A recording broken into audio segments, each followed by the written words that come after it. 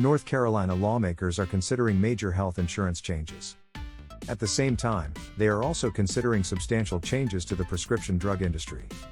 A number of bills are currently moving forward in North Carolina with the intention of overhauling components of the health insurance and pharmacy industries. Powerful companies are pushing hard in the hopes of securing regulations in their favor. The changes to the laws in the state would include those regulating Blue Cross Blue Shield of North Carolina, the largest health insurance company in the state. Those have already made it through their first committee, though the vote was divided.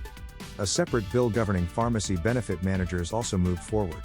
Those are used by large insurers to negotiate drug prices. This is only the latest step in a battle between those groups and independent pharmacies across the state that has been continuing for years. Lawmakers have also been considering a measure that would accelerate the process of prior authorization used by insurers to decide whether medical care will be covered. That measure has also made it through the House Health Committee. House Bill 246, the bill that would regulate pharmacy benefit managers, PBMs, also intends to ban several tactics such as spread pricing, which PBMs use to even out drug prices which would otherwise vary from one pharmacy to the next. According to independent pharmacists, PBMs, which process around 80% of U.S. prescriptions, use anti-competitive practices as pharmaceutical industry middlemen in order to drive up profits. The health insurance and pharmacy industry bills are aiming to keep prices controlled.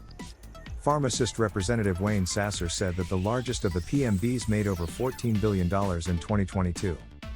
Pretty evident most of that money's not flowing through to the ratepayers, said Sasser. According to health insurance companies, they use PBMs to keep drug costs controlled, and costs would rise if the bill passes.